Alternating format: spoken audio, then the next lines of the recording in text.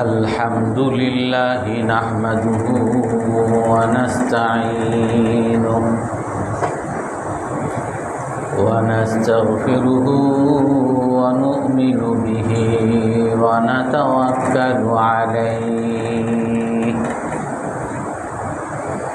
ونعوذ بالله من شرور أنفسنا ومن سيئات أعمالنا من يهده الله فلا مضل له ومن يضلله فلا هادي له ونشهد أن لا إله إلا الله وحده لا شريك له ونشهد أن سيدنا ومولانا محمدا عبده ورسوله أرسله بالحق بشيرا ونذيرا بين يدي الساعة من يطع الله ورسوله فقد رشد واهتدى ومن يعصهما فقد ضل وغوى أما بعد فأعوذ بالله من الشيطان الرجيم بسم الله الرحمن الرحيم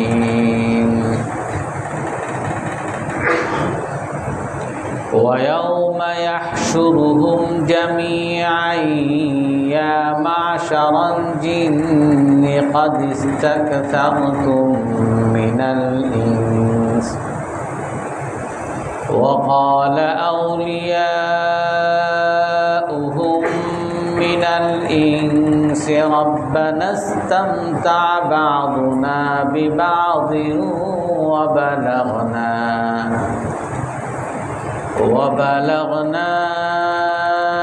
أجلنا الذي أجلت لنا قال النار مثواكم خالدين فيها إلا ما شاء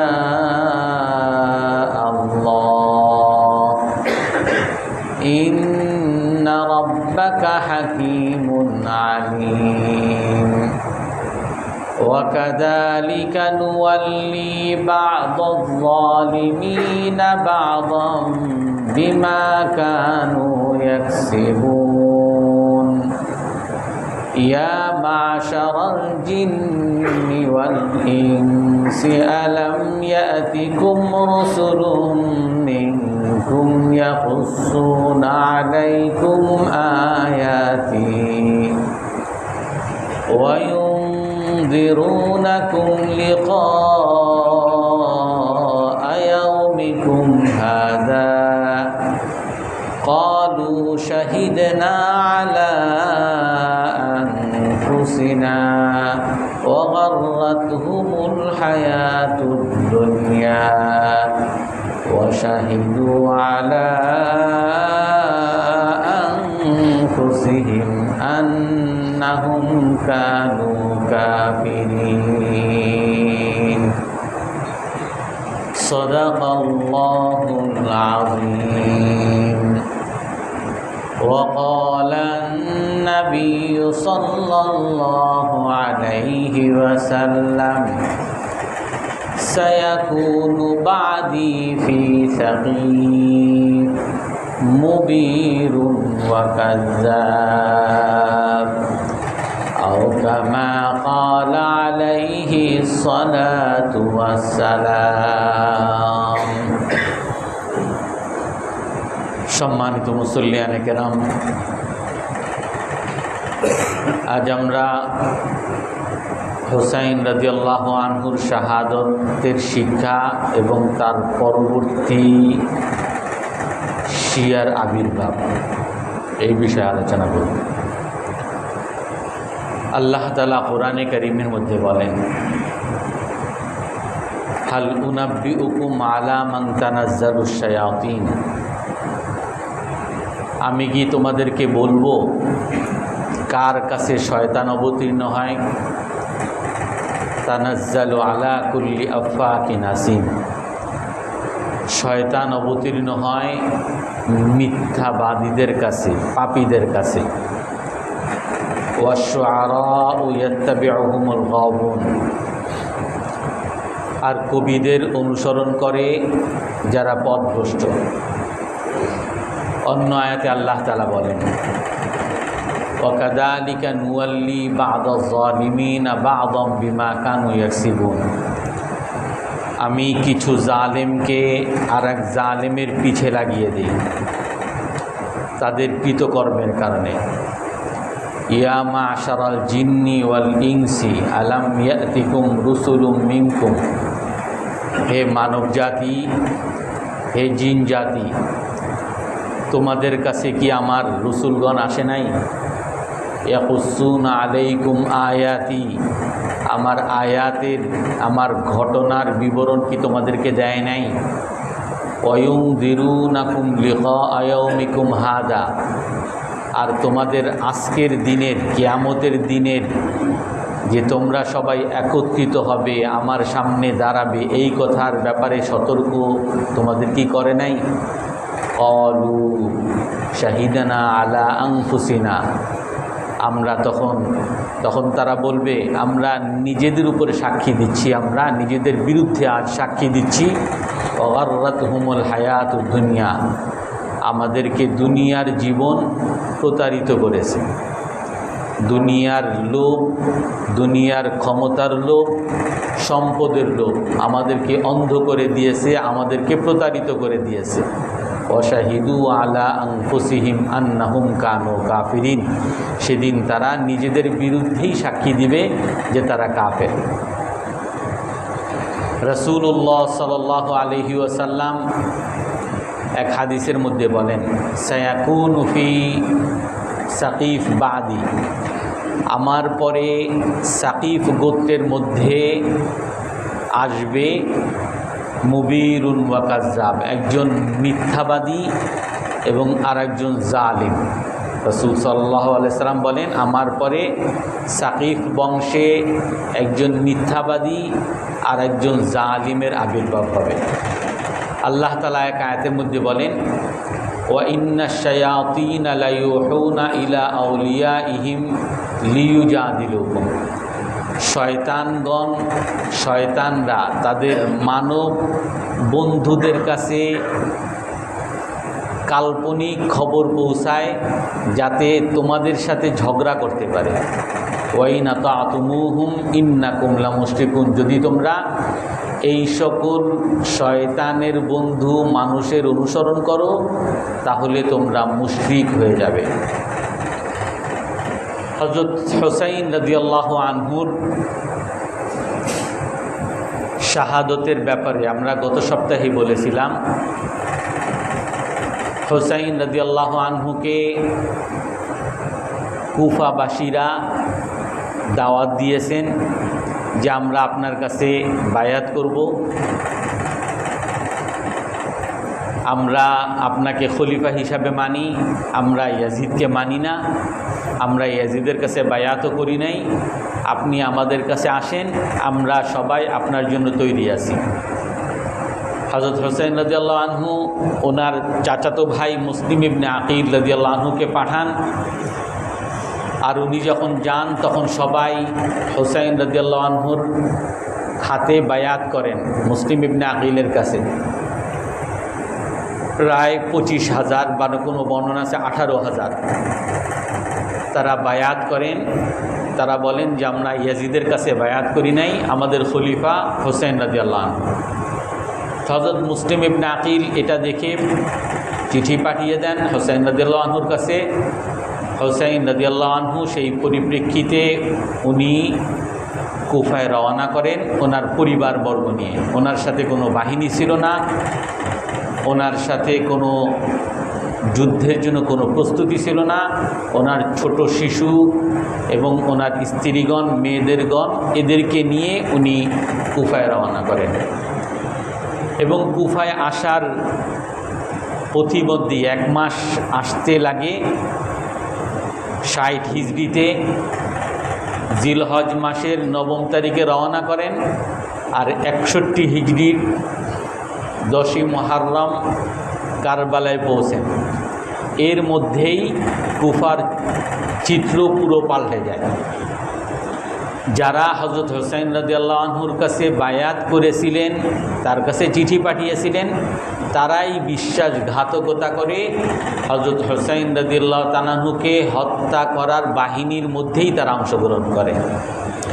যার কারণে হযরত হুসাইন রাদিয়াল্লাহু আনহু সেই কারবালা ময়দানেই যেই 5000 বাহিনী হুসাইন রাদিয়াল্লাহু আনহুকে হত্যা করার জন্য বা তাকে আটক করে ওবায়দুল্লাহ বিন জিয়াদের কাছে নিয়ে যাওয়ার জন্য আসে, তাদেরকে লক্ষ্য করে, তাদের বাহিনী প্রধানকে লক্ষ্য করে বলেছেন, ইয়া কাইস ইবনে সাদ, হে শাসের ছেলে কায়েস, ইয়া জাইদ ইবনে হারিস, হে জাইদ ইবনে হারিস, এভাবে নাম ধরে ধরে বলছেন। আলাম তাকতুবু ইলাইয়া, তোমরা কি আমার কাছে চিঠি পাঠাও নাই? কদ আইদাতিস সিমারু, যে ফল পেকে গেছে, আমরা সবাই আপনার জন্য অপেক্ষা করতেছি। ইন্নাকা তাকদিমু আলা জুনুদিন মুজান্নাদা, আমরা পুরো কুফা বাহিনী আপনার জন্য তৈরি আছি, আপনি একটা প্রস্তুত জনপদে আপনি চলে আসেন। তোমরা কি এই চিঠি পাঠাও নাই? আর তখন সেই কাইস ইবনে শাহ, জাইদ ইবনে হারিস, তারা তখন বলে যে না, আমরা আপনার কাছে কোনো চিঠি পাঠাইনি। তখন হযরত হুসাইন বলল, আল্লাহি কাদ কাতাবতুম ইলাইয়া হাযা, আল্লাহর কসম করে বলতেছি যে তোমরা আমার কাছে এই চিঠি পাঠিয়েছো, এই দেখো চিঠি, আর তোমরা আজকে বিশ্বাসঘাতকতা করতেছো। আর এভাবেই হযরত হুসাইন রাদিয়াল্লাহু আনহুর সেখানে শাহাদত হয়। এই যে হুসাইন রাদিয়াল্লাহু আনহুকে শাহাদত করার জন্য যারা আসে, আর হুসাইন রাদিয়াল্লাহু আনহুর কাছে যারা চিঠি পাঠায় কুফাবাসী, এরা সবাই হয়তো কিছু মানুষ হুসাইন রাদিয়াল্লাহু তাআলা আনহুকে হত্যা করার বাহিনীতে অংশগ্রহণ করছেন, আর কিছু মানুষ বিশ্বাসঘাতকতা করে বাসায় বসেছিলেন।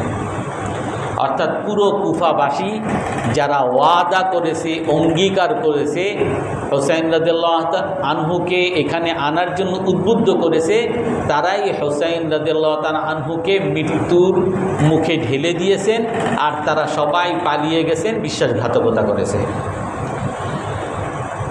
এখন এখানে হয়তো বা কেউ বলতে পারেন যে ওনারা তো চাপে পড়ে করছেন, ওনাদেরকে তো ওবায়দুল্লাহ বিন জিয়াদ তলোয়ারের ভয় দেখিয়েছেন, ওনাদেরকে মৃত্যুর ভয় দেখিয়েছেন, এবং ওনাদেরকে টাকা পয়সা দিয়েছেন। এইখানে হলো যে মুসলমান কখনো তার ওয়াদা খেলাফি, ওয়াদা ভঙ্গ করতে পারে না, কখনো টাকা পয়সার লোভেও করতে পারে না, এবং কখনো সে আতঙ্ক ভয়ে, তলোয়ারের ভয়েও কখনো করতে পারে না। যারা তলোয়ারের ভয়ে মিথ্যার কাছে মাথা নত করবে, যারা তলোয়ারের ভয়ে সত্য কথা বলতে পারবে না, তারা মুসলমান না। যারা তলোয়ারের ভয়ে, সম্পদের লোভে যারা মিথ্যার কাছে মাথা নত করবে, সত্যের কাছে মাথা উঁচু করে দাঁড়াতে পারবে না, তারা মুসলমান না। আর এই কারণেই কুফাবাসীদেরকে যদিও বলা হয় যে তারা এখানে তো তলোয়ারের ভয়ে, আতঙ্কে তারা এইরকমটা করছে, এটা কোনো অজুহাত না।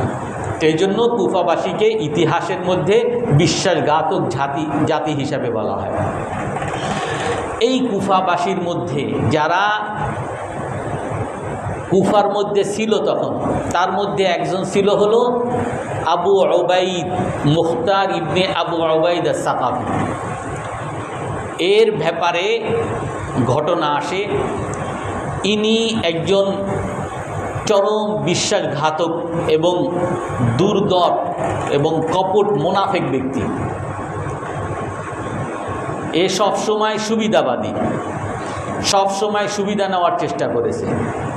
এই মুখতার ইবনে আবু উবাইদা সাকাফি এর আগে হযরত হুসাইন রাদিয়াল্লাহু আনহুর আগে ওনার ভাই আরও প্রায় 20 বছর আগে হযরত হাসান রাদিয়াল্লাহু আনহু যখন হযরত আলী রাদিয়াল্লাহু তাআলা আনহুর ইন্তেকাল হয়, সেই সময় আলী রাদিয়াল্লাহু তাআলা আনহুর শাহাদতের পরে হযরত হাসান রাদিয়াল্লাহু তাআলা আনহু খলিফা হন, আর সিরিয়ায় মুআবিয়া ইবনে আবি সুফিয়ান রাদিয়াল্লাহু তাআলা আনহু খলিফা। তো হযরত হাসান রাদিয়াল্লাহু তাআলা আনহু যখন খলিফা হন 6 মাস খেলাফতে ছিলেন, আর এই 6 মাস উনি এই কুফা ইরাকেই ছিলেন। কিন্তু হযরত হাসান রাদিয়াল্লাহু তাআলা আনহু যখন দেখেন যে এইখানকার কুফাবাসীরা সবাই বিশ্বাসঘাতক এবং কোনো একটা পর্যায়ে মুআবিয়া রাদিয়াল্লাহু তাআলা আনহুর বিরুদ্ধে একটা সেনাবাহিনীর সাথে যুদ্ধে লিপ্ত হন, যখন হাসান রাদিয়াল্লাহু তাআলা আনহু যুদ্ধে লিপ্ত হন তখন তার পাশ থেকে এই কুফাবাসী, বসরাবাসী, ইরাকবাসী এরা সবাই পালিয়ে যায়। আর যার কারণে এক পর্যায়ে হযরত হাসান রাদিয়াল্লাহু তাআলা আনহু তার বাহিনী রক্ষার্থে এই ইরাক থেকে উনি ইয়ামানে চলে যান। আর ইয়ামানের গভর্নর উনি আবার ছিল এই মুখতার ইবনে আবু উবাইদা সাকাফির চাচা, আর মুখতার ইবনে আবু উবাইদ তখন ওই ইয়ামানে ছিল, ওই চাচার সাথে ছিল। তো চাচার কাছে গিয়ে হযরত হাসান রাদিয়াল্লাহু তাআলা আনহু আশ্রয় চান যে আমার বাহিনী তো আমাকে রেখে পালিয়ে গেছে, তো আমি আপনার কাছে কিছুদিন আশ্রয় চাই। এর মধ্যেই হযরত হাসান রাদিয়াল্লাহু তাআলা আনহু উনি সিদ্ধান্ত নিয়ে ফেলেন যে এই বিশ্বাসঘাতক জাতিকে নিয়ে জাতিকে, উম্মতকে বিভক্ত করার কোনো অর্থ হয় না। আর তখন থেকে হযরত হাসান রাদিয়াল্লাহু তাআলা আনহু সিদ্ধান্ত নেন যে আমি সিরিয়ায় ফিরে যাব এবং মুআবিয়া ইবনে আবি সুফিয়ান রাদিয়াল্লাহু তাআলা আনহুর কাছে আমি বায়াত করব। আমি বলবো যে আমি আর খেলাফত নাই, আমি আপনার হাতে বায়াত করলাম, সমস্ত উম্মত যাতে আপনার হাতে একত্রিত হয়।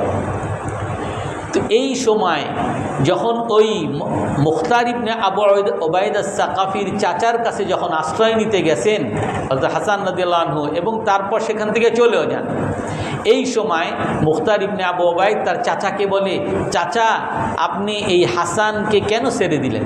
বলে কি করব আমি? আপনি যদি তারে আটক করে মুআবিয়া ইবনে আবি সুফিয়ানের কাছে পাঠায় দিতেন আপনি তো বিরাট পুরস্কার পাইতেন, যে তার শত্রুর আপনি ধরে এনে দিয়েছেন, তার হাতে আটক করে দিয়েছেন, তো আপনারে তো অনেক পদ দিত, আপনি তো অনেক পুরস্কার পাইতেন। তখন ওই তার চাচা মুখতার ইবনে আবু উবাইদা সাকাফির মতো এতটা ধুরন্ধর, এতটা খারাপ ছিলেন না। উনি বলেন কি বলো, আমি হাসান রাদিয়াল্লাহু তাআলা আনহুর মতো এরকম একজন রসুলের নাতির সাথে আমি এই আচরণ কেমনে করব, এই বিশ্বাসঘাতকতা কেমনে করব? তখন ওই মুখতার ইবনে আবু উবাইদা সাকাফি বলেন, চাচা আপনি এখনও রাজনীতি বুঝেন না, রাজনীতি করার জন্য আপনার আর সময় লাগবে। এই মুখতার ইবনে আবু উবাইদা সাকাফি তখন কুফায় ছিলেন। এই কুফায় উনি হযরত হুসাইন রাদিয়াল্লাহু তাআলা আনহুর কাছে চিঠি পাঠাইছেন যে আপনি আসেন, আমরা তৈরি আছি। মুখতার ইবনে আবু উবাইদা সাকাফি যখন হযরত হুসাইন রাদিয়াল্লাহু আনহু আসেন তখন সে তার বাহিনী নিয়ে, সেও একটা নেতা, সে তার বাহিনী নিয়ে সবাই বিশ্বাসঘাতকতা করে। আর যখন হযরত হুসাইন রাদিয়াল্লাহু তাআলা আনহু শাহাদত বরণ করেন, শাহাদত বরণ করার পরে এই মুখতার আবার সুযোগ নেওয়ার চেষ্টা করে, ওই কুফাবাসীরে বলে, আহারে দেখো এই ইয়াজিদ ওবায়দুল্লাহ বিন জিয়াদ যে তখন তাদের গভর্নর, কুফার গভর্নর, এই দেখো হুসাইন রাদিয়াল্লাহু তাআলা আনহুকে এরকম হত্যা করলো। তো এখন আমরা হুসাইন রাদিয়াল্লাহু তাআলা আনহুকে ভালোবাসার দাবি হলো এর প্রতিশোধ নিতে হবে। সে তখন কিছু লোককে আবার উত্তেজিত, ওই তখনকার যে গভর্নর ওবায়দুল্লাহ বিন জিয়াদ, তার প্রতিশোধ নেওয়ার জন্য কিছু মানুষকে আবার একত্রিত করতেছে। কারা একত্রিত করতেছে? যারা হুসাইন রাদিয়াল্লাহু তাআলা আনহুর হত্যাকারী, যারা ঘাতক, কুফাবাসী যারা ঘাতক, তারাই আবার নিজেরা একত্রিত হইতেছে যে আমাদের হত্যার প্রতিশোধ নিতে হবে। কিন্তু তখন সুবিধা করতে পারে নাই। ওবায়দুল্লাহ বিন জিয়াদ প্রচণ্ড প্রতাপশালী, আর ওদিকে ইয়াজিদও প্রচণ্ড প্রতাপশালী, তার পুরো দেশ তার আন্ডারে আছে। তো যার কারণে তখন সুবিধা করতে পারে নাই, ওই রকমই রয়েছে যতদিন ইয়াজিদ ক্ষমতায় ছিল। তো এইখানে আবার আরেকটা কথা বলি, ইয়াজিদ ইবনে মুআবিয়া উনি আসলে হযরত হুসাইন রাদিয়াল্লাহু তাআলা আনহুর শাহাদতের ব্যাপারে, আমাদের দেশে অনেকেই আছে যে ইয়াজিদ কাফের, আমরা অনেকেই বলে দিই, কারণ হুসাইন রাদিয়াল্লাহু তাআলা আনহুর হত্যাকারী ইয়াজিদ। আমি ঘটনার দ্বারা যা বললাম সমস্ত কিতাবের মধ্যেই পাবেন। ইয়াজিদ সরাসরি হযরত হুসাইন রাদিয়াল্লাহু তাআলা আনহুর হত্যার ব্যাপারে জড়িত না। উনি কুফাকে নিয়ন্ত্রণে আনার জন্য ওবায়দুল্লাহ বিন জিয়াদকে পাঠান, আর ওবায়দুল্লাহ বিন জিয়াদ উনি সরাসরি এবং ওনার সাথে কুফাবাসী এরা সরাসরি হযরত হুসাইন রাদিয়াল্লাহু তাআলা আনহুকে হত্যা করে। কিন্তু হযরত হুসাইন রাদিয়াল্লাহু তাআলা আনহু তাদের কাছেও 3টা প্রস্তাবের একটা প্রস্তাব এটাও রেখেছিলেন যে আমাকে এখনকার খলিফা ইয়াজিদ ইবনে মুআবিয়ার কাছে যেতে দাও, কারণ উনি জানতেন যদি ইয়াজিদ ইবনে মুআবিয়ার কাছে যান তো ওনার পরিবারবর্গ, উনি নিজে কেউ লাঞ্ছিত হবেন না, ওনারা তার কাছে সম্মানিত হবেন, ওনারা এরকম অপমানিত হবেন না। এই ইয়াজিদ ইবনে মুআবিয়া, ইয়াজিদ হযরত হুসাইন রাদিয়াল্লাহু তাআলা আনহুর হত্যার ব্যাপারে সরাসরি জড়িত না, কিন্তু তাকে কি দোষারোপ করা যায় না? এখন এইখানে ইতিহাসের মধ্যে যেটা দেখা যায় যে ইয়াজিদ ইবনে মুআবিয়া উনি হযরত হুসাইন রাদিয়াল্লাহু তাআলা আনহুর শাহাদতের ব্যাপারে, হত্যার ব্যাপারে মর্মাহত হয়েছেন। কিছু কিছু কিতাবে আছে মর্মাহত হয়েছেন, দুঃখিত হয়েছেন, কাঁদছেন। ভালো কথা, উনি যদি কেঁদেই থাকেন, মর্মাহতই হয়ে থাকেন, তাহলে হুসাইন রাদিয়াল্লাহু তাআলা আনহুকে যারা হত্যা করছে তার প্রতিশোধ নিছেন কিনা। কাজের দ্বারা, এই মায়া কান্নার দ্বারা কাজ হবে না, কাজের দ্বারা দেখান। ইয়াজিদ সে কি তার কাজে কি করছে? ইয়াজিদ যদিও কাঁদছে কিন্তু তার কাজের দ্বারা দেখাইছে যে ওবায়দুল্লাহ বিন জিয়াদ হযরত হুসাইন রাদিয়াল্লাহু তাআলা আনহুকে হত্যা করছেন, এই ওবায়দুল্লাহ বিন জিয়াদের বিরুদ্ধে কোনো ব্যবস্থা নেয় নাই, বরং তাকে যেই কুফার গভর্নর বানিয়েছিল এবং বসরার গভর্নর সে আপন অবস্থায় ছিল।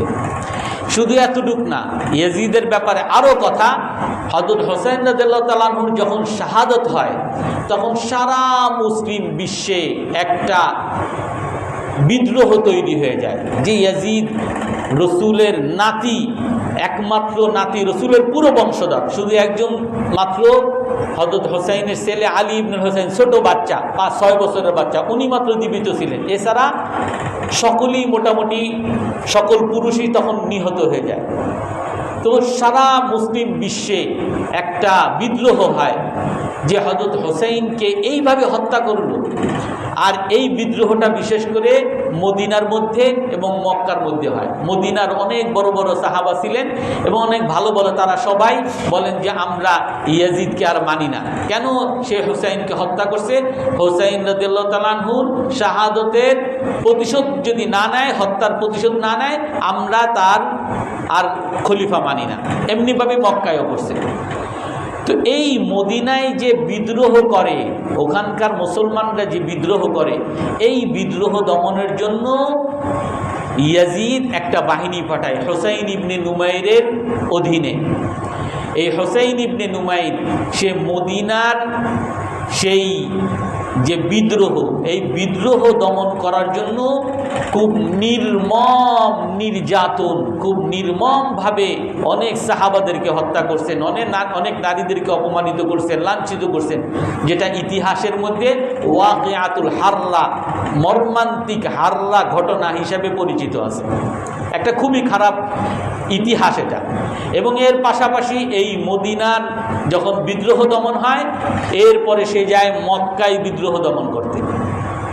মক্কায় আগেই আব্দুল্লাহ বিন জুবায়ের রাদিয়াল্লাহু আনহু, উনি আগে থেকেই হুসাইন রাদিয়াল্লাহু তাআলা আনহুর মতো এই ইয়াজিদের কাছে বায়াত করে নাই, তো যার কারণে উনি মক্কায় চলে গেছিলেন। আর মক্কায় হযরত আব্দুল্লাহ ইবনে জুবায়েরকে কেন্দ্র করে অনেক মানুষ ইয়াজিদের সাথে বিদ্রোহ করছে। বিশেষ করে হযরত হোসেন রাদিয়াল্লাহু তাআলা আনহু শাহাদাতের পরে মক্কাবাসী সবাই বিদ্রোহ করে।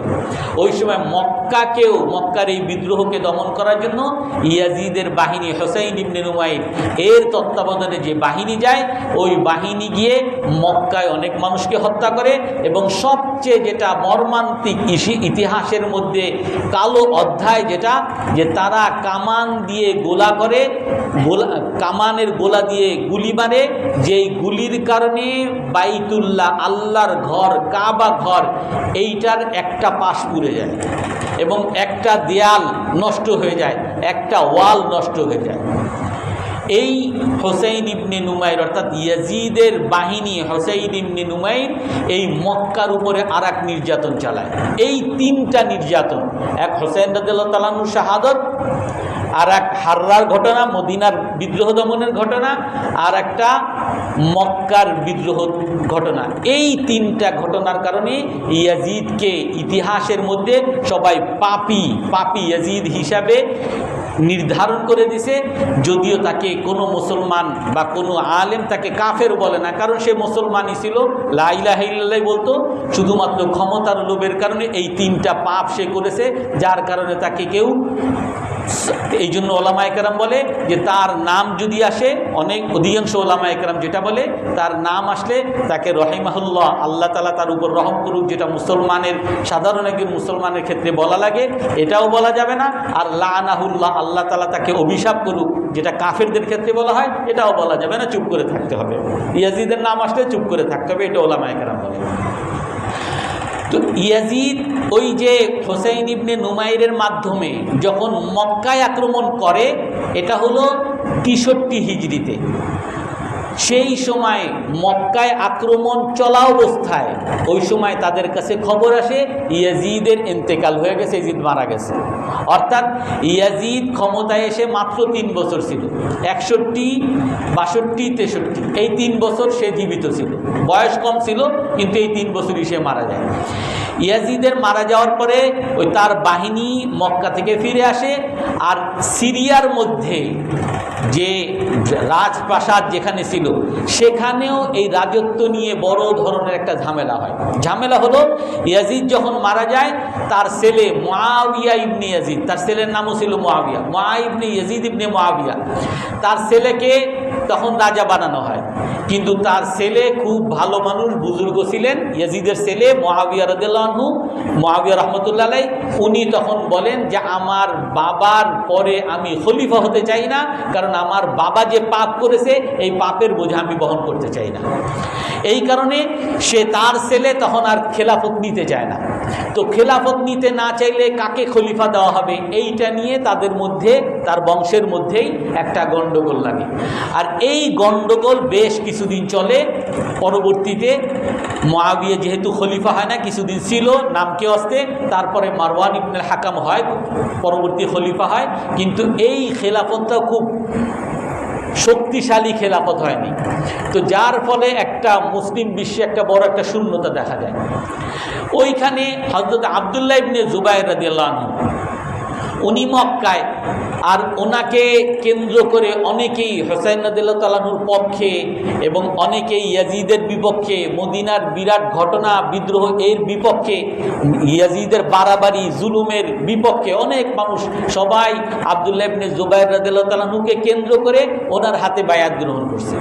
তো যার ফলে যেহেতু সিরিয়ায় তখন কোনো আর খলিফা, ইয়াজিদের পরে কোনো খলিফা সেরকম দাঁড়ায় নাই, সবাই মোটামুটি আব্দুল্লাহ ইবনে জুবাইর রাদিয়াল্লাহু তাআলা আনহুকে খলিফা হিসেবে মেনে নেয়।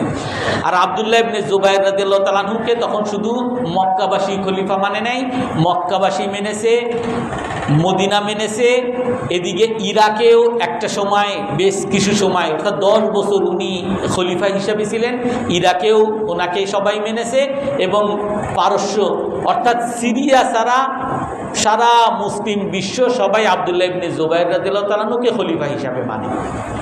এই সময় যখন ওই ইয়াজিদ ইবনে মুআবিয়া মারা যায়, 3 বছর পরে যখন মারা যায়, এদিকে আব্দুল্লাহ ইবনে জুবাইর রাদিয়াল্লাহু তাআলা আনহু খলিফা হয়, এখন এই সময় ওই যে ধান্দাবাজ সুবিধাবাদী মুখতার ইবনে আবু ওবায়দ সাকাফি এখন সুবিধা পাইছে, এখন আবার তার লোকজনকে নিয়ে এখনই করে যে আমরা এখন আব্দুল্লাহ ইবনে জুবাইরের কাছে যাই। গেছে আব্দুল্লাহ ইবনে জুবাইর যে আমরা সবাই হোসেন রাদিয়াল্লাহু তাআলার পক্ষের লোক, আমরা আপনার পক্ষের লোক, আমরা আপনার এই করছি অমুক করি।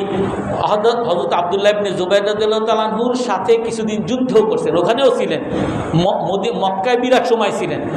এবং হযরত আব্দুল্লাহ ইবনে জুবাইর রাদিয়াল্লাহু তাআলা আনহু এই মুখতার বিন আবাইদ সাকাফির এই আচরণ ভঙ্গি দেখে উনিও বুঝতে পারেন নাই। উনি হয়তো বুঝছেন ভালো মানুষ, তো ওনাকে ভালো মানুষ হিসাবেই উনি মনে করতেন। আর এভাবেই আব্দুল্লাহ ইবনে জুবাইর রাদিয়াল্লাহু তাআলা আনহুর পক্ষ থেকে একটা ভালো সার্টিফিকেট নিয়ে সে কুফায় আসে। কিন্তু কুফায় আব্দুল্লাহ ইবনে জুবাইরের পক্ষ থেকে যাকে খলিফা বানানো হয় ওনার নাম হলো ইবনুল মুতি। ইবনুল মুতি বাইরের লোক, অর্থাৎ কুফার লোক না। তো এই মুখতার ইবনে ওবায়দ সাকাফি এ আব্দুল্লাহ ইবনে জুবাইরের লোক বলে নিজেকে পরিচয় করে। আবার ওদিকে মোহাম্মদ ইবনুল হানাফিয়া, মদিনায় তখন মোহাম্মদ ইবনুল হানাফিয়া ছিলেন। মোহাম্মদ ইবনুল হানাফিয়া হলেন আলী রাদিয়াল্লাহু তাআলা আনহুর আরেক ছেলে। হযরত ফাতেমা রাদিয়াল্লাহু তাআলা আনহুর গর্বে হযরত হাসান হোসেন, যাদেরকে আলে বাইত বলা হয়, এই গর্বে হযরত হাসান হোসেন রাদিয়াল্লাহু তাআলা আনহু ছিলেন।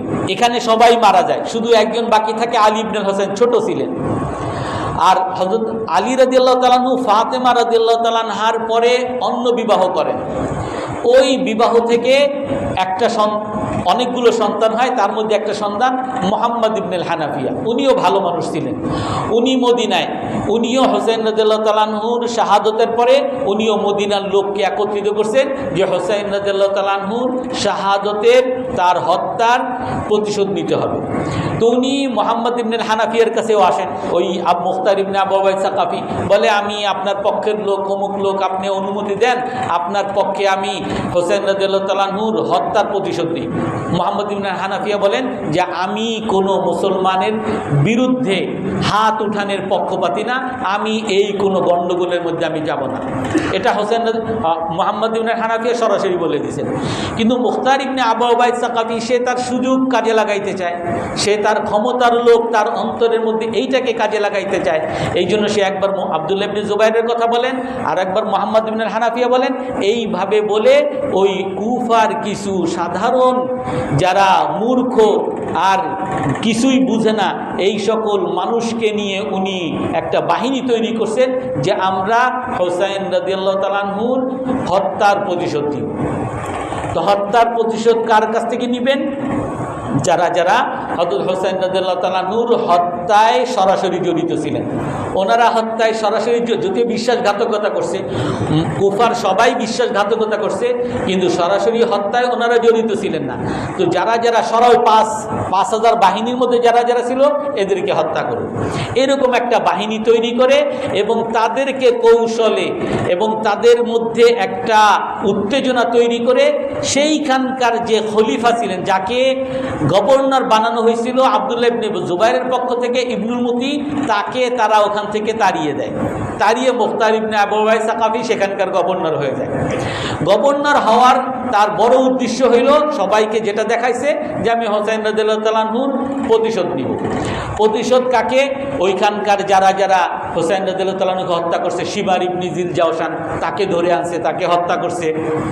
এবং সিনান ইবনে সাওয়ান, যারা হোসেন রাদিয়াল্লাহু তাআলা আনহুর কল্লা আনছে তাদেরকে হত্যা করছে।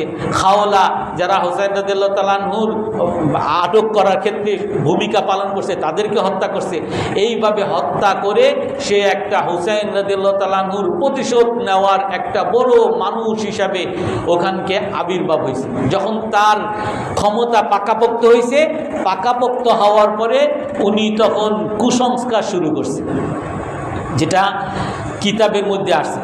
এর মধ্যে আব্দুল্লাহ ইবনে জুবাইর রাদিয়াল্লাহু তাআলা আনহুর কাছে খবর গেছে। তো আব্দুল্লাহ ইবনে জুবাইর এর আগেই এই মুখতার ইবনে আবু ওবায়দ সাকাফি জেলখানায় ছিল। ওবায়দুল্লাহ বিন জিয়াদ, ইয়াজিদের বংশে ইয়াজিদের গভর্নর ওবায়দুল্লাহ বিন জিয়াদ থাকার সময় এই মুখতার ইবনে আবু ওবায়দ সাকাফি এর আবার বোনের জামাই হলো আব্দুল্লাহ বিন ওমর রাদিয়াল্লাহু, বড় সাহাবী আব্দুল্লাহ বিন ওমর রাদিয়াল্লাহু তাআলা আনহু, ওনার বোন সফিয়া, আর ওই সফিয়ার জামাই হলো আব্দুল্লাহ বিন ওমর রাদিয়াল্লাহু তাআলা আনহু। তো আব্দুল্লাহ তার বোনের মাধ্যমে আব্দুল্লাহ ইবনে ওমর রাদিয়াল্লাহু তাআলা আনহুর কাছে তখন বহুত কাকুতি মিনতি করে বলে যে আপনি ইয়াজিদের কাছে চিঠি পাঠান। ওই আব্দুল্লাহ ইবনে ওমর রাদিয়াল্লাহু তাআলা আনহু তখন তার পক্ষ হয়ে ইয়াজিদের কাছে চিঠি পাঠায় যে তোমার কুফার জেলখানায় মুখতার ইবনে আবু উবাইদ সাকাফি আমার শালা আছে, সে হয়তো অত খারাপ না, তাকে ছেড়ে দাও। তো আব্দুল্লাহ ইবনে ওমর রাদিয়াল্লাহু তাআলা আনহু বড় সাহাবী, উনি যেহেতু তার কাছে চিঠি পাঠাইছেন, এটা না করতে পারে নাই। তখন এই ওবাইদুল্লাহ বিন জিয়াদ, অর্থাৎ ওই ইয়াজিদের আমলেই তো ওবাইদুল্লাহ বিন জিয়াদ তাকে ছেড়ে দেয়, অর্থাৎ সে সুযোগ নেয় ইয়াজিদের কাছ থেকেও, সে সুযোগ নেয় আব্দুল্লাহ বিন জুবাইরের কাছ থেকেও, সে সুযোগ নেয় মুহাম্মদ ইবনে আল হানাফিয়া, সর্বশেষে নিজেই সেখানকার গভর্নর দাবি করে। গভর্নর দাবি করার পরে তার ক্ষমতা পাকাপোক্ত করার জন্য সে নিজেকে বিরাট বড় কামেল দাবি করা শুরু করে। কামেল কি? এক সময় সে দাবি করে রেফা একজন ব্যক্তি আসছে, রেফা বলে একবার তার কাছে গেছি, আমিও মুখতার ইবনে আবু উবাইদ সাকাফির কাছে গেছি, তার পাশে যে বসার চাদর ছিল চাদরটা উঠিয়ে দিছে, আর আরেকটা চাদর দিছে, বলে লাউ মাকানা আখি জিব্রাইল ও মিকাইল ইয়াজলিসু আলাইয়া লামা আলকাইতুলাহা। সে বলে যে এই বিছানায় একটু আগে জিব্রাইল আর মিকাইল আলাইহিস সালাতু ওয়াস সালাম তারা বসা ছিলেন, তারা যদি বসা না থাকতো আমি তোমাকে এখানে বসতে দিতাম। অর্থাৎ সে দাবি করা শুরু করছে যে আমার কাছে জিব্রাইল আসে, আমার কাছে মিকাইল, নবী দাবি করা শুরু করছে। এই মুখতার ইবনে আবু উবাইদ সাকাফি কিছুদিন পরে নিজেকে নবী দাবি করা শুরু করছে। এরকম আরও কিছু ঘটনা। এই ব্যাপারে আব্দুল্লাহ ইবনে ওমর রাদিয়াল্লাহু তাআলা আনহুর কাছে জিজ্ঞেস করেছে, আপনার শালা তো এই কাজ করে, সে তো দাবি করে যে তার কাছে নাকি ফেরেশতারা আসে। তখন আব্দুল্লাহ ইবনে ওমর রাদিয়াল্লাহু আনহু বলেন, ওয়া ইন্নাশ শায়াতিনা লা ইউহুনা ইলা আউলিয়াইহিম লিউজাদিলুকুম, শয়তানও তার বন্ধুদের কাছে আসে ওহী নিয়ে। কোরআনের মধ্যে আল্লাহ তাআলা বলেন, হাল উনাব্বিউকুম আলা মান তানাজ্জালু শায়াতিন, আল্লাহ বলেন আমি কি তোমাদেরকে বলবো শয়তান কার কাছে অবতীর্ণ হয়? তানাজ্জালু আলা কুল্লি আফাকিন আসিম, মিথ্যাবাদী পাপীদের কাছে শয়তান আসে। সে যে দাবি করে তার কাছে জিব্রাইল আসছে শয়তান, আর শয়তানের দাবি করে শয়তানের দোষর সে শয়তানের দোষের এখন নিজের নবী দাবি করা শুরু করছে। এতটুকু না, এরপরে কিছুদিন পরে উনি গভর্নর হওয়ার পরে উনি তো বিরাট একটা বাহিনী তৈরি করে ফেলছে। অনেক মানুষ হোসেন রাদিয়াল্লাহু তাআলা আনহুকে যারা হত্যা করছে, হত্যার সাথে জড়িত ছিল, অনেকে হত্যা করছে। এবং উনি এখন সর্বশেষে ওবাইদুল্লাহ বিন জিয়াদ, যে তখনও বসরার গভর্নর, তাকে হত্যা করার জন্য পরিকল্পনা করে যে তাকেও আমি হত্যা করব। তো সে তার একার পক্ষে সম্ভব না। তখন আবার ইব্রাহিম ইবনুল আশতার, সেখানেই আর একজন, এই আশতার হলো হযরত ওসমান রাদিয়াল্লাহু আনহুকে বিদ্রোহের ব্যাপারে, হত্যা করার ব্যাপারে যারা বিদ্রোহ করেছিল, ওই বিদ্রোহীদের মধ্যে বড় একজন নেতা হলো আশতার। এই ইরাক থেকেই হযরত ওসমান রাদিয়াল্লাহু তাআলা আনহুর বিরুদ্ধে বিদ্রোহ করতে গেছিল, এরাই হযরত ওসমানকে হত্যা করছেন। এর মধ্যে একজন ছিল আশতার। এই আশতারের ছেলে ইব্রাহিম ইবনে আশতার, সেও তার এক বাহিনী।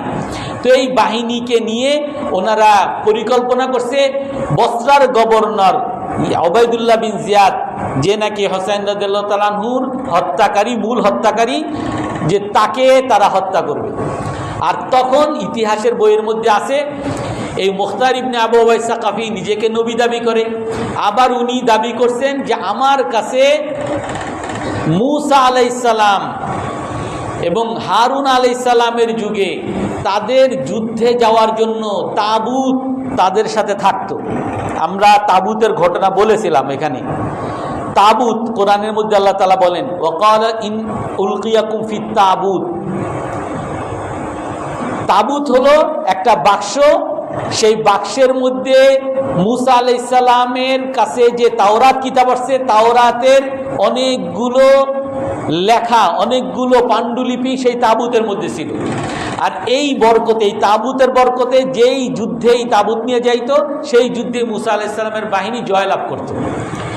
এই মুখতার ইবনে আবু উবাইদ সাকাফি বলে যে এই বাক্স সেই তাবুত আমারে মূসা আলাইহিস সালাম দিছে। জিবরাইল আমাকে দিয়ে গেছে, এই তাবুত যেখানে যাবে সেইখানেই আমরা জয়লাভ করব। এই তাবুত নিয়ে তারা ওই ওবাইদুল্লাহ বিন জিয়াদের সাথে যুদ্ধ করতে যায়, আর আল্লাহর কি কেরিশমা, ওই যুদ্ধে আল্লাহ তাকে জয়লাভ করায়। আর আল্লাহ জয়লাভ করার কারণে এই মুখতার ইবনে আবু উবাইদ সাকাফির ভণ্ডামি আরও পাকাপোক্ত হয়ে যায়। সে এখন পুরা নবী, সে এখন পুরা তাবুতের বাহিনী, সে এখন মানুষের কাছে বিভিন্ন রকম মানুষের কাছে কাল্পনিক কুসংস্কার এগুলো ছড়ানো শুরু করছে। তো এই মুখতার ইবনে আবু উবাইদ সাকাফি সে একজন খারাপ মানুষ, ধান্দাবাজ মানুষ। এর দ্বারা আল্লাহ তাআলা হোসেন রাদিয়াল্লাহু তাআলা আনহুর যত হত্যাকারী ছিল এদেরকে আল্লাহ তাআলা হত্যা করা। ওই যে শিমার ইবনে জিলজাওশান, ওবাইদুল্লাহ বিন জিয়াদ, উমাইর ইবনে আব্দুল মালিক একজন বড় আলেম, উনি বলেন যে আমি একবার ওবাইদুল্লাহ বিন জিয়াদের সামনে ছিলাম, তখন আমি আমার নিজ চোখে দেখেছি যে তার সামনে হোসেন রাদিয়াল্লাহু তাআলা আনহুর মাথা মুবারক এরকম একটা বর্ষার উপরে নিয়ে আসা হয়েছে। আর আমি পরবর্তীতে মুখতার ইবনে আবু উবাইদ সাকাফির ওই মজলিসেই ছিলাম, ওইখানে আমি দেখেছি হোসেন রাদিয়াল্লাহু তাআলা আনহুকে যারা হত্যা করছে, যে ওবাইদুল্লাহ বিন জিয়াদ, তার মাথা ওই বর্ষার উপরে এই মজলিসে নিয়ে আসছে। অন্যান্য যারা হত্যাকারী শিমার ইবনে জিলজাওশান, সিনান, এদের মাথাগুলো এখানে নেওয়া হয়েছে। ওই উমাইর ইবনে আব্দুল মালিক বলেন, বিদায় নিহায় কিতাবের মধ্যে আসছে, বলেন যে আমি এই মজলিসে আবার ছিলাম, এই মুখতার ইবনে আবু উবাইদ সাকাফির মাথা কিছুদিন পরে হযরত আব্দুল্লাহ বিন জুবাইর যখন জানতে পারে এ তো এখানে বিরাট ভণ্ডামি শুরু করছে, তখন ওনার ভাই মাসাব ইবনে জুবাইরকে পাঠান। আর পাঠানোর কারণে ওই মাসাব ইবনে জুবাইরের বাহিনী এসে ওই মুখতার ইবনে আবু উবাইদ সাকাফিকে হত্যা করে। তখন ওই উমাইর ইবনে আব্দুল মালিক বলে যে মাসাব ইবনে জুবাইরের সামনে আমি তখন দেখেছি যে ওই একই জায়গায় ওই আবু উবাইদ, মুখতার ইবনে আবু উবাইদ সাকাফির মাথাও সেখানে।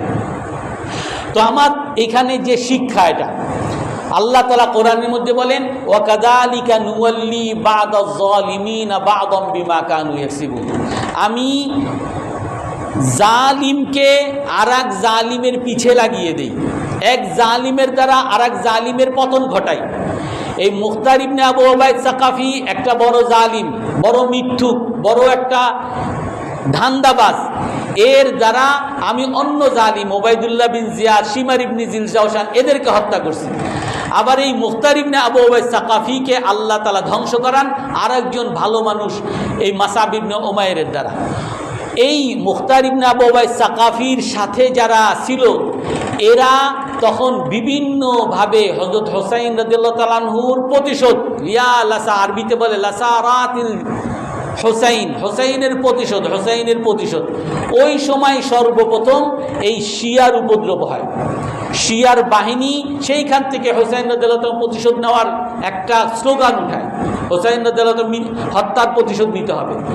এই নেওয়ার পরে এই মুখতার ইবনে আবু উবাইদ সাকাফিকে হত্যা করার পরে বড় বড় সাহাবা যেহেতু ছিল তারা আর মাথা চাড়া দিতে পারে নাই, অর্থাৎ তারও প্রায় 300 বছর এই যে কুসংস্কার বাহিনী, এই যে হোসেন রাদিয়াল্লাহু তাআলা আনহুর শাহাদতের প্রতিশোধ নেওয়া বাহিনী, শিয়া বাহিনী, এরা আমাদের বর্তমানে যে মাতম করা হয়, এই যে আমরা যারা মাতম তাজিয়া মিছিল করে, এই তাজিয়া মিছিল রসুলের যুগে তো ছিলই না, এমনকি মুখতার ইবনে আবু উবাইদ সাকাফির যুগেও ছিল না, তার পরবর্তী যুগে প্রায় 300 বছর এগুলোর কোনো নাম নিশানাও ছিল না। এই তাজিয়া মিছিল শুরু হয়েছে 352 হিজরিতে, 352। মুইজ্জুদ্দিন একজন খলিফা, উনি ওই ফাতিমি খলিফা অর্থাৎ ওই শিয়াদের একজন খলিফা যখন হয়, তখন উনি বলেন যে আমার এই শিয়াদেরকে আরও আমাদের পক্ষে আনার জন্য এবং তাদের অন্তরের মধ্যে আমার বিরোধী বাহিনীর প্রতি প্রতিশোধ পরায়ণ বানানোর জন্য একটা অনুষ্ঠান তৈরি করা লাগবে, অর্থাৎ আমার সবাই যাতে আমার অনুগত থাকে এবং আমার বিরোধী যারা আছে, ওই খলিফার বিরোধী যারা, প্রতি খলিফারই তো বিরোধী থাকে, বিরোধী দলকে যাতে দমন করা যায়, একটা প্রতিশোধের স্পৃহা জানিয়ে দাও। সেইটা কি? এই তাজিয়া মিছিল করো। তাজিয়া মিছিল করলে যারা আছে সবাই আমরা হোসাইনের পক্ষে, আর যারা এই তাজিয়া করে না এরা সবাই হোসাইনের বিপক্ষে, অর্থাৎ আলে বাইতের বিপক্ষে, রসুলের বিপক্ষে, এইভাবে ঘোষণা করে। যারা আমরা হোসাইনের পক্ষে যারা, আর যারা তাজিয়া করে না সবাই হোসাইন রাদিয়াল্লাহু তাআলা আনহুর বিপক্ষে। এইভাবে একটা তার ক্ষমতা পাকাপোক্ত করার জন্য, দুনিয়ার লোভ, ক্ষমতার লোভ পাকাপোক্ত করার জন্য এই শিয়াদের উত্থান 352 হিজরিতে হয়। যার ফলে এবং এই কুসংস্কার এতটা ভয়াবহ হয়, আপনারা ইতিহাসের বইয়ের মধ্যে পাবেন। আমি যা বললাম সব বেদায়া ওয়ান নেহায়া, ইবনে কাসিরের বেদায়া ওয়ান নেহায়ার 8 নম্বর খণ্ডের 210 নম্বর পৃষ্ঠা থেকে একেবারে 250 নম্বর পৃষ্ঠা পর্যন্ত আমি সংক্ষেপে বলে গেলাম। এইখানে আপনারা দেখবেন কি সমস্ত কিতাবের মধ্যেই তাফসীর ইবনে হাশেম, আপনার সিরাত ইবনে হাশেম, সিরাত ইবনে ইসহাক, সমস্ত কিতাবের মধ্যে এগুলো পাবেন। এগুলো দেখবেন সমস্ত কিতাবে আসছে এই শিয়াদের যত তাদের ধর্ম, যাদের যত কুসংস্কারগুলো, তাদের যত বিশ্বাসগুলো, এই সকল বিশ্বাসগুলো না কোরআন থেকে নেওয়া, না হাদিস থেকে নেওয়া। তারা কোরআনে যেহেতু নাই, কোরআনের উপরে তারা কোরআনকে তারা বিকৃত করার চেষ্টা করে, হাদিসকে তারা বিকৃত করার চেষ্টা করে। যেহেতু তারা কোরআন এবং হাদিস থেকে নেয় না, এবং তাদের মধ্যে এখনো বর্তমান যারা শিয়া আছে বড়, তাদের সবার মধ্যে একটা চিন্তা হলো 12 ইমাম, ইসনা আশারিয়া বলে, শিয়া ইসনা আশারিয়া 12 ইমাম তাদের। আর এই ইমামের মধ্যে সর্বপ্রথম হলো ইমাম আলী, তারপরে হোসাইন, তারপরে হোসাইন রাদিয়াল্লাহু তাআলা আনহুর ছেলে আলী ইবনুল হোসাইন। ওনারা বলেন আমাদের কাছে যে কোরআন আছে এই কোরআন নাকি বিকৃত কোরআন। আর একটা কোরআন যেটা নাকি এই কোরআনে 3 ডবল কোরআন, এই কোরআন নাকি হযরত আলী রাদিয়াল্লাহু তাআলা আনহুর কাছে ছিল, পরে এইটা নাকি হোসেন রাদিয়াল্লাহু তাআলা আনহুর কাছে দিছে, হোসেন রাদিয়াল্লাহু তাআলা আনহু তার ছেলে আলী ইবনুল হোসাইনের কাছে দিছে। যেই আলী ছেলে হোসেন যখন শাহাদত বরণ করেন, হোসেন রাদিয়াল্লাহু তাআলা আনহুর তার ছেলে আলী রাদিয়াল্লাহু আনহু, ওনার বয়স মাত্র 6 বছর। উনি কিসের কোরআন বুঝবে আর কিসের এইগুলো বহন করবে?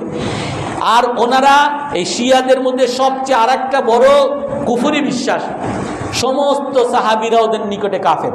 আপনারা ইউটিউবে এখনো পাবেন, তারা হযরত আবু বকর রাদিয়াল্লাহু তাআলা আনহুকে কাফের বলে, তারা হযরত ওমর রাদিয়াল্লাহু তাআলা আনহুকে কাফের বলে, তারা হযরত আয়েশা রাদিয়াল্লাহু তাআলা আনহাকে কাফের বলে, তারা হযরত ওসমান রাদিয়াল্লাহু তাআলা আনহুকে কাফের বলে। অর্থাৎ হযরত আলী রাদিয়াল্লাহু তাআলা আনহু ছাড়া যারা আছে সবাই কাফের। সমস্ত সাহাবারা যদি কাফের হয় তাহলে সাহাবাদের মাধ্যমে আমরা কোরআন পাইছি, সাহাবাদের মাধ্যমে আমরা হাদিস পাইছি, তার মানে এই হাদিস কোরআনের কোনো মূল্য তাদের কাছে নেই। তো যার কারণে তাদের যে বইগুলো আছে এই বইয়ের মধ্যে আমাদের এই বুখারী, মুসলিম, তিরমিজি এগুলো কিন্তু না, এগুলো তারা বিশ্বাস করে না, এগুলো তারা বিভ্রান্ত বলে। তাদের আলাদা বই আছে, তাদের আলাদা হাদিসের বই আছে, আর এই হাদিসের বইয়ের মধ্যে সব বানানো। আমাদের যত হাদিসের বই, কোরআন সব একেবারে সিলসিলা, মানে কার পরে রসুলের কাছ থেকে কোন সাহাবা শুনছে, তার কাছ থেকে কোন তাবি শুনছে, তার কাছ থেকে কোন ইমাম শুনছে, তার কাছ থেকে ইমাম বুখারী শুনছে, একেবারে সিলসিলা। আমাদের সমস্ত বর্ণনা ধারা, সমস্ত হাদিসের কিতাব কোরআনের মধ্যেও আছে, কিন্তু এই শিয়াদের বইয়ের মধ্যে কোনো বর্ণনা ধারা নাই, কারণ তারা তো কোনো সাহাবীকেই মানে না। তারা সরাসরি বলে আলী রাদিয়াল্লাহু তাআলা আনহু, আলী রাদিয়াল্লাহু তাআলা থেকে হোসেন রাদিয়াল্লাহু তাআলা আনহু, এবং এখান থেকে আলী ইবনে হোসেন পরবর্তীতে যারা। এখান থেকে সার সংক্ষেপ যেটা তারা বলতে চায়, যারা তাজিয়া মিছিল করে না তারা হোসেন রাদিয়াল্লাহু তাআলা আনহুর বিরোধী, রসুলের আহলে বাইতের বিরোধী, তারা শত্রু। আর এই তাজিয়ার মূল উদ্দেশ্যই এটা যে সবাই শত্রু, শিয়া সারা যারা আছে সবাই তাদের শত্রু, সবাই ইসলামের শত্রু, একমাত্র তারাই ইসলামের ধারক বাহক, একমাত্র তারাই ইসলামের পক্ষে।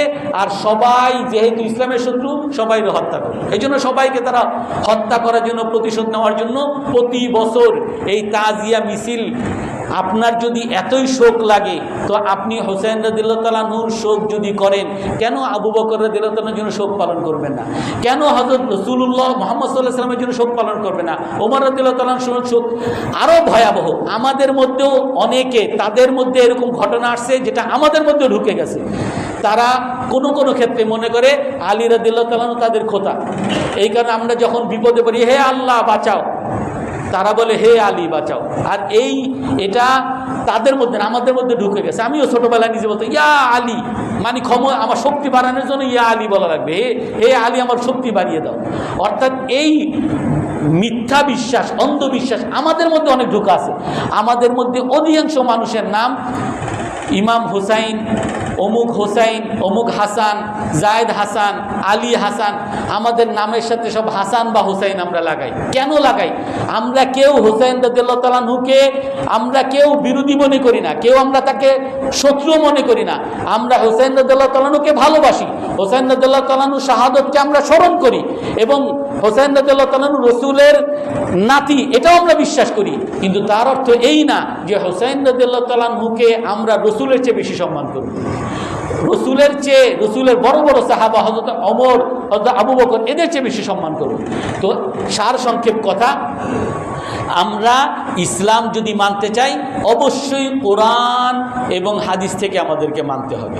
কোরআন এবং হাদিসের বাইরে যদি আমরা যাওয়ার চেষ্টা করি তাহলে আমরা পথভ্রষ্ট হয়ে যাব। যেটা রসুল বলেছেন, আমি তোমাদের কাছে দুইটা জিনিস রেখে গেছি, এইটা যদি তোমরা ধরে রাখো তাহলে তোমরা মুক্তি পাবে। সেটা হলো কিতাবুল্লাহ ও সুন্নাতুর রসুল, আল্লাহর কিতাব কোরআন এবং হাদিস। আমরা সবাই মানার চেষ্টা করবো তো ইনশাআল্লাহ। আল্লাহ তাআলা সকলকে মানার তৌফিক দান করেন।